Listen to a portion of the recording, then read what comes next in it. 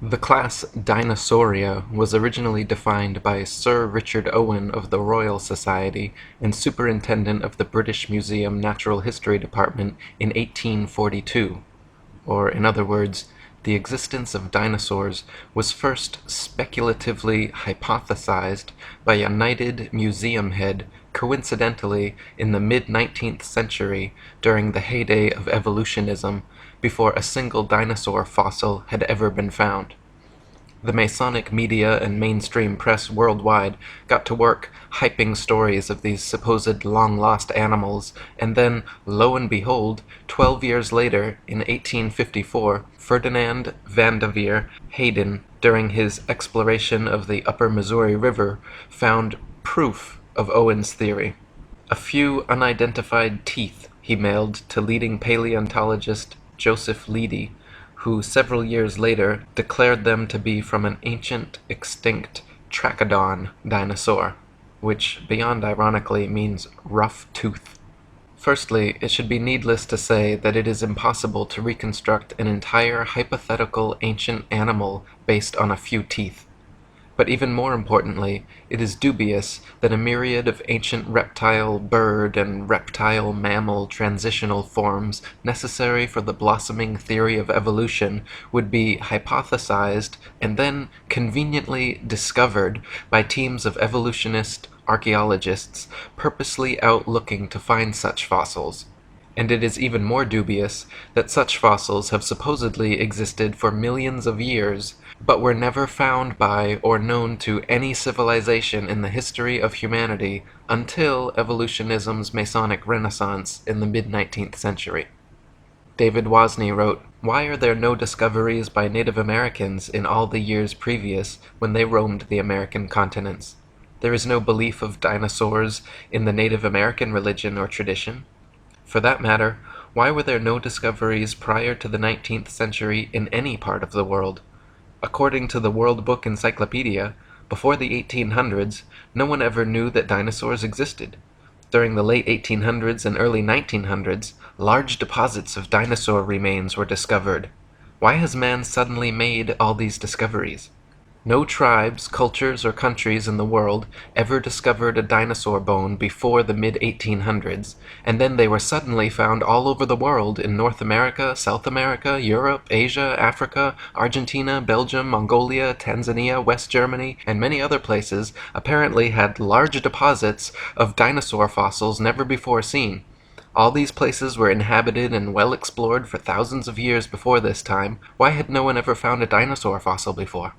According to the book The Dinosaur Project, paleontological journalist Wayne Grady claims the period following this, from around 1870 to 1880, became a period in North America where some of the most underhanded shenanigans in the history of science were conducted. In what was known as the Great Dinosaur Rush, or the Bone Wars, Edward Drinker Cope of the Academy of Natural Sciences and Othniel Marsh of the Peabody Museum of Natural History began a lifelong rivalry and passion for dinosaur hunting. They started out as friends, but became bitter enemies during a legendary feud involving double-crossing, slander, bribery, theft, spying, and destruction of bones by both parties.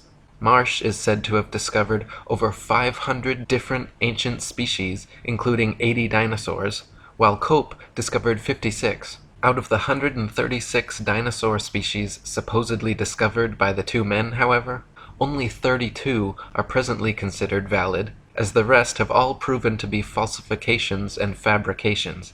None of them once claimed to find a complete skeleton either, so all their work involved reconstructions. In fact, to this day, no complete skeleton has ever been found, and so all dinosaurs are reconstructions. David Wozni wrote, "Discoveries and excavations seem not to be made by disinterested people such as farmers, ranchers, hikers, outdoor recreationists, building construction industry basement excavators, pipeline trench diggers, and mining industry personnel, but rather by people with a vested interest such as paleontologists, scientists, university professors, and museum organization personnel who were intentionally looking for dinosaur bones or who have studied dinosaurs previously. Finds are often made during special dinosaur bone hunting trips and expeditions by these people to faraway regions already inhabited and explored. This seems highly implausible. More believable is the case of the discovery of the first original Dead Sea Scrolls in 1947, which were unintentionally discovered by a child and which were all published by 1955. In some cases of a discovery of dinosaur bones by a disinterested person, it was suggested to them by some professional in the field to look or dig in a certain area. Also very interesting to note are special areas set aside and designated as dinosaur parks, for which amateur dinosaur hunters are required to first obtain a dinosaur hunting license. Whatever destination these establishment-funded archaeologists and paleontologists set, it seemed they found incredible numbers of fossils in tiny areas. In one of the largest dinosaur excavation sites, called the Ruth Mason Quarry, over 2,000 fossils were allegedly discovered. Casts and original skeletons assembled from these bones are currently on display in over 60 museums worldwide. Florentino Ameghino, head of paleontology at La Plata Museum, is amazingly responsible for 6,000 fossil species supposedly discovered throughout his career, all in Argentina. Dinosaur hunter Earl Douglas sent 350 tons of excavated dinosaur bones to the Carnegie Museum of Natural History throughout his career, all coming from the Dinosaur National Monument in Utah. During an expedition to Patagonia, Dr. Louis Chiappe and Dr. Lowell Dingus supposedly discovered thousands of dinosaur eggs at a site of only a few hundred square yards. Many experts have mentioned how such finds of huge quantities of fossils in one area by just a few highly invested individuals goes against the laws of natural probability and lends credence to the likelihood of forgeries or concentrated planting efforts. David Wozni wrote, "Dinosaur bones sell for a lot of money at auctions. It is a profitable business. There is pressure for academics to publish papers. Museums are in the business of producing displays that are popular and appealing.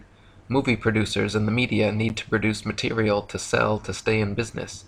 The mainstream media loves to hype alleged dinosaur finds. Much is to be gained by converting a bland, non-dinosaur discovery of a bone of modern origin into an impressive dinosaur find, and letting artists' interpretations and imaginations take the spotlight, rather than the basic, boring, real find. There are people who desire and crave prestige, fame, and attention. There is the bandwagon effect and crowd behavior. And then there are people and entities pursuing political and religious agendas. Highly rewarding financial and economic benefits to museums, educational and research organizations, university departments of paleontology, discoverers and owners of dinosaur bones, and the book, television, movie, and media industries may cause sufficient motivations for ridiculing of open questioning and for suppression of honest investigation. The fact that T-Rex bones have sold at auctions for upward of $12 million shows how lucrative the field of dinosaur hunting can be, and it just happens to be museum officials who serendipitously seem to make the most prolific finds. The first dinosaur to ever be publicly displayed was the Hadrosaurus folci at Edward Drinker Cope's Academy of Natural Sciences in Philadelphia. The bones were co-discovered by Joseph Leidy, Cope's esteemed professor, and the man responsible for the Trachodon Toothosaurus. The original Hadrosaurus reconstruction, which is still on display today, shows a huge plaster-cast bipedal reptile standing upright, using its tail as a third leg. What few people know, however, is that no skull was ever discovered, and no original bones were put in the public exhibit. David Wozni wrote, "A visual and a sculptural artist were promptly hired to invent a skull, and from the illustrations of another artist, who had depicted the iguanodon, the two artists drew the same face for the Hadrosaurus folci. The people involved could now technically defend the existence of this dinosaur if someone were to ask. The stunt worked out so well and fooled the public so thoroughly that they could later change the head of the creature without anyone noticing. To this day, Hadrosaurus folci is on display at the Academy of Natural Sciences in Philadelphia. The bones are said to be kept behind heavy closed doors, but a plaster copy is exhibited in their place. So we learn of an iguana skull being substituted for the skull of a dinosaur on display. What was the public told at the time? What are we not being told today? What we are not being told is that this is the rule and not the exception. To this day, not a single complete skeleton of any dinosaur has ever been found. All the museum displays, models, mannequins, cartoons, and movies of prehistoric monsters you have ever seen are all imaginative reconstructions based on incomplete skeletons arranged in a manner paleontologists believe to be most realistic. Furthermore, the skeletons exhibited in museums are all admittedly intricate fabrications made of plaster, fiberglass, various epoxies, and other animal bones, not original fossils. When dinosaur bones are transported and prepared, they use strips of burlap soaked in plaster to jacket over the fossils. Then, after applying a tissue separator to keep the plaster from direct contact with the bone, the soaked burlap strips are laid on until it is totally encased in a protective, mummy-like coating ready for safe transport. In an article titled, "A Fossil's Trail from Excavation to Exhibit," one insider remarked that, "Through mold making and casting, we can totally fabricate limbs, ribs, vertebrae, etc. for the missing pieces of an articulated skeletal mount." Plaster, fiberglass, and epoxies are often and commonly used. In reconstruction work on single bones, small to large cracks can be filled in with mache or plaster mixed with dextrin, a starch that imparts an adhesive quality and extra hardness to regular molding plaster. We've also had success using epoxy putties. Large missing fragments can be sculpted directly in place with these same materials.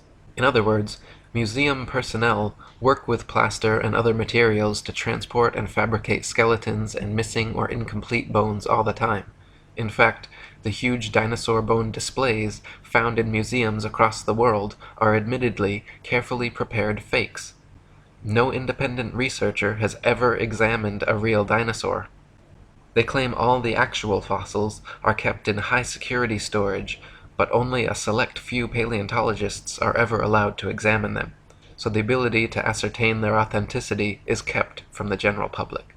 Robin Kofod wrote, "Most people believe that dinosaur skeletons displayed in museums consist of real dinosaur bones. This is not the case. The real bones are incarcerated in thick vaults to which only a select few highly placed researchers hold a key, which means that no independent researcher has ever handled a Tyrannosaurus rex bone. When people unaffiliated with the paleontological establishment attempt to gain access in order to study these dinosaur bones, they are met with refusal upon refusal. Only around 2,100 dinosaur bone sets have been discovered worldwide, and out of these, only 15 incomplete Tyrannosaurus rex bone sets have been found. These dinosaur bone sets have never formed a complete skeleton, but from these incomplete bone sets, paleontologists have constructed a hypothesis about the appearance of the whole skeleton which they have modeled in plastic.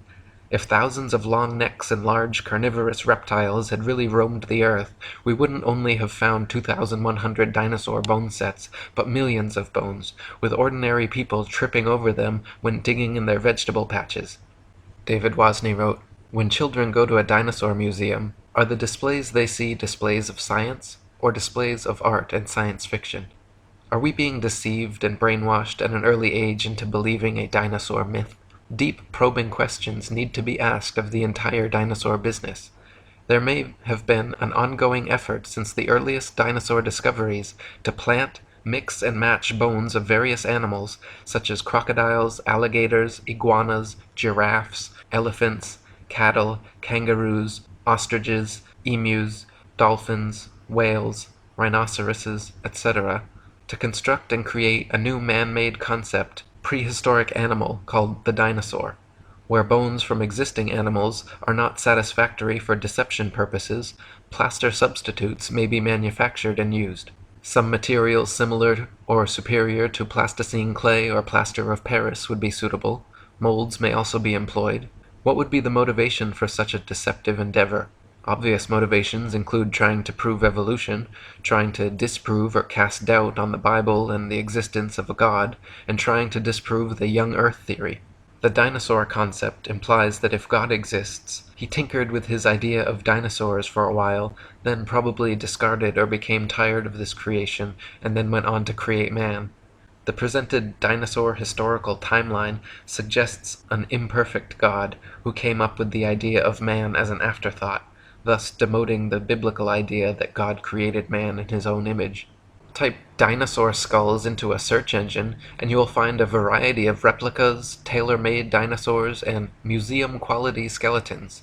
One of the largest and most renowned suppliers of fake dinosaurs is the Zigong Dino Ocean Art Company in Sichuan, China, which provides natural history museums worldwide with ultra-realistic dinosaur skeletons made from real bones. Chicken, frog, dog, cat, horse, and pig's bones are melted down, mixed with glue, resin, and plaster, then used as base material for recasting as dinosaur bones. They are even given intentional fractures and an antiquated, fossilized look to achieve the right effect. Their website boasts over 62% of our output goes to American and European markets, which means we will understand and are familiar with the intricacies and regulation of exporting to these regions. Since we are a partner of dinosaur museums, all products are made under the guidance of experts of the Chinese Academy of Sciences. We have gained a global sales network reaching the USA, Brazil, France, Poland, Russia, Germany, Saudi Arabia, South Korea, Thailand, Indonesia, exhibited in Peru, Argentina, Vancouver, Cincinnati, Chicago, and other places. As Alan Fiducia, University of North Carolina paleontology professor, wrote, I have heard there is a fake fossil factory in northeast China, in Liaoning province near the deposits where many of these recent alleged feather dinosaurs were found. Or as David Wozni wrote, the possibility exists that key dinosaur bones on display have been artificially modified through sculpture and carving. Bone sculpture is not an unknown human activity. Many cultures participate in creating man-made objects out of existing bones, totally unrecognizable from the original shape. Is the dinosaur industry a customer of this sort of business? Is it possible that dinosaur skeleton replica are secretly assembled or manufactured in private buildings out of public view, with bones artificially constructed or used from a number of different modern-day animals? Why bother having any authentic original fossils at all if alleged replicas please the public? Another problem with dinosaurs is their unnatural structural dynamics. Many dinosaur skeletons and reconstructions feature bipedal monsters like the T-Rex with a forward-leaning torso and head far larger and heavier than its counterbalancing tail. Many museum displays cannot even stand up under their own weight. It is highly unlikely that beasts this large and disproportionate could exist at all.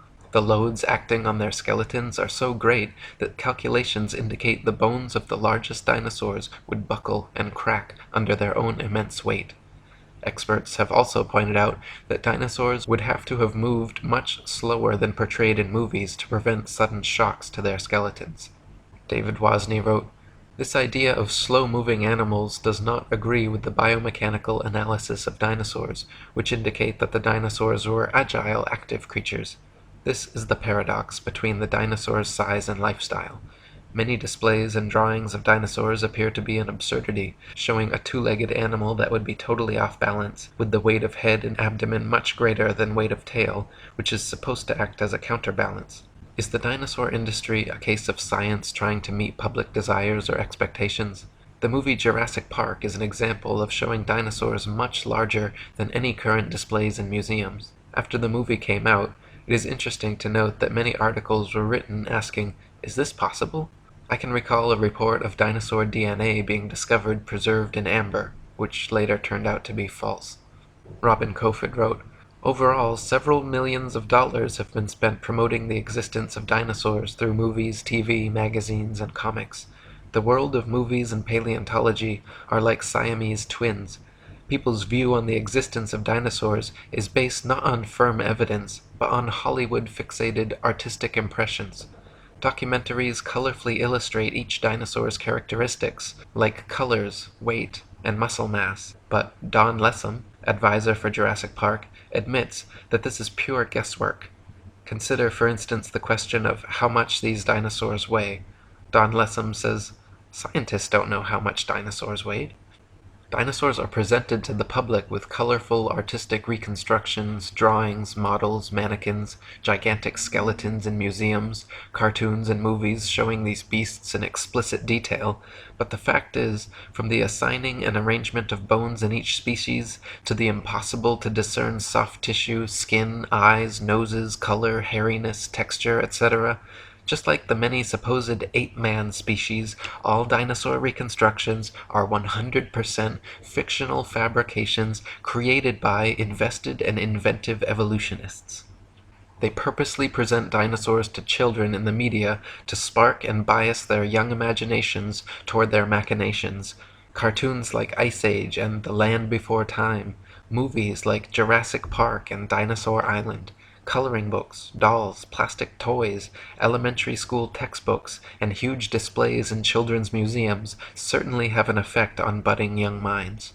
National Geographic and the Ice Age movies were produced by Mason Rupert Murdoch's News Corp and 20th Century Fox. The Masonic production company Universal Studios created Jurassic Park and The Land Before Time. They are owned by Comcast, whose main shareholders are Masons J.P. Morgan and the Rothschilds. Discovery Channel, which features many dinosaur documentaries, is also financially advised by N.M. Rothschilds and Son Limited. Former paleontology student Michael Forsell claimed on a radio interview with leading paleontologist Jack Horner that he was a total fraud, fabricating evidence and perpetuating the myth of dinosaurs. He continued on saying, "I started my career in the field of paleontology only to leave my studies once I realized the whole thing was a sham. It's nonsense. Most of the so-called skeletons in museums are actually plaster casts. They even do it openly on documentaries now, preserving the bones my ass. I struggled as a student mainly because I could not tell the difference between a fossilized egg and an ordinary rock, and of course there is no difference. I was treated like a leper when I refused to buy into their propaganda and promptly left the course. Dinosaurs never existed. The whole shebang is a freak show. They just grab a couple of old bones and form them into their latest Frankenstein's monster-like exhibit. We are all being fooled and it's wrong, but together we can stop it." Many claim that since dinosaur fossils have been radiometrically dated to be tens of millions of years old, that their authenticity is thus proven. The fact is, however, that the methods used to date dinosaur fossils involve not measuring the actual fossils, but the rocks near where they are found. Most fossils are found near the surface of the Earth, and if a modern-day animal were to die in the area, paleontologists would be likely to date them the same age. Dr. Margaret Helder, in her book Completing the Picture, a handbook on museums and interpretive centers dealing with fossils, she writes, "Scientists used to be very impressed with the potential of radiometric for coming up with absolutely reliable ages of some kinds of rocks. They do not feel that way anymore. Having had to deal with numerous calculated dates which are too young or too old compared with what they expected, scientists now admit that the process has many more uncertainties than they ever would have supposed in the early years. The public knows almost nothing about uncertainties in the dating of rocks. The impression that most people have received is that many rocks on Earth are extremely old and that the technology exists to make accurate measurements of the ages. Scientists have become more and more aware, however, that the measurements which the machines make may tell us nothing about the actual age of the rock." One of the main reasons that evolutionists needed the existence of dinosaurs was to answer the complicated problems present in the theory of evolution, including sea-dwelling animals evolving into land-dwellers, reptiles evolving wings, feathers, flying and becoming birds, as well as other reptiles evolving warm blood, live births, breasts, and becoming mammals, through their imaginary multi-million-year timeline and a variety of supposed transitional dinosaur forms. The paleontological establishment has been promoting various sea dinosaur, reptile/birds, and reptile/mammals to bridge these gaps. Many professionals and experts in the field have disputed such findings as often as they have been presented, however. Dr. Storrs Olson, a Smithsonian Institute scientist, wrote, "The idea of feathered dinosaurs and the theropod origin of birds is being actively promulgated by a cadre of zealous scientists acting in concert with certain editors at Nature and National Geographic, who themselves have become outspoken and highly biased proselytizers of the faith. Truth and careful scientific weighing of evidence have been among the first casualties in their program, which is now fast becoming one of the grander scientific hoaxes of our age. No authentic feathers have ever been found with dinosaur fossils, though a few exposed hoaxes certainly attempted to fake it. Dr. Olson called the adding of feathers to their findings hype, wishful thinking, propaganda, nonsense fantasia, and a hoax. In the 1990s, many fossils with feathers were supposedly discovered in China, suspiciously close to the Zhejiang Dino Ocean Art Company, but when examined, Dr. Timothy Rowe found the so-called Confuciusornis was an elaborate hoax. He also found the Archaeoraptor, supposedly discovered in the 90s, was composed of bones from 5 different animals. When Dr. Rowe presented his findings to National Geographic, the head scientist reportedly remarked, "Well, all of these have been fiddled with." National Geographic then proceeded with their news conferences and media stories about the Archaeoraptor fossils being genuine and having found the missing link in evolution. Robin Kofod wrote, "In 1999, National Geographic magazine was busted when they presented in a colorful and fancily presented article the missing link, an Archaeoraptor dinosaur, which was supposed to support the basic tenet of evolutionary theory that dinosaurs had slowly developed over millions of years. Their proof consisted of a fossil where carefully arranged bone imprints gave the impression of a creature half dinosaur and half bird. The scam was discovered during a CT scan which uncovered unnatural bone links. National Geographic magazine was later forced to admit, when pressured, that the fossil was man-made." Paleontologists claim that Archaeopteryx is another transitional form of bird evolved from dinosaurs, but this theory falls on its face against overwhelming evidence to the contrary. Other species like Confuciusornis, Launingornis, and Eolalavis have all been found to be contemporary with the Archaeopteryx and are indistinguishable from present-day birds. Alan Fiducia from University of North Carolina, one of the most famous ornithologists in the world, stated, "I've studied bird skulls for 25 years, and I don't see any similarities whatsoever. I just don't see it. Theropod origin of birds, in my opinion, will be the greatest embarrassment of paleontology of the 20th century." Larry Martin from the University of Kansas, a paleoornithologist, says, "To tell you the truth, if I had to support the dinosaur origin of birds with those characters, I'd be embarrassed every time I had to get up and talk about it." Even if dinosaurs did evolve into birds to fill their evolution gap, it does not explain how something like the common housefly could have evolved. Flies flap their wings simultaneously 500 times per second. Even the slightest dissonance in vibration would cause them to lose balance and fall, but this never happens. How could they evolve such an amazing and specialized ability? Why were dinosaurs never discovered before the evolutionist renaissance in the mid-19th century? Why do paleontologists think they can reconstruct an entire species of ancient animal from a few teeth? Why have so many dinosaur discoveries turned out to be hoaxes? Why are all authentic dinosaur fossils kept under tight lock and key away from any independent analysis? Why has erosion and weathering not destroyed all these supposed prints and fossils that are allegedly millions of years old? If dinosaurs were supposedly wiped out by a meteor impact or other such catastrophe, why is it that all the other various animal species that exist today were not similarly wiped out? There are many more questions which need to be answered before anyone in their right mind should consider the existence of dinosaurs anything but a convenient evolutionist myth. Robin Kofod wrote, "The paleontological establishment can control which hypotheses will be constructed through textbooks and the curriculum. In this way, students are brainwashed into a pseudo-reality controlled by text material and the teacher's authority. A short practical example. A random dental bone is found at an excavation site, and from this dental bone, the rest of the skeleton is guessed at. We are not kidding about this. The entire dinosaurian field of the paleontological program is a sham."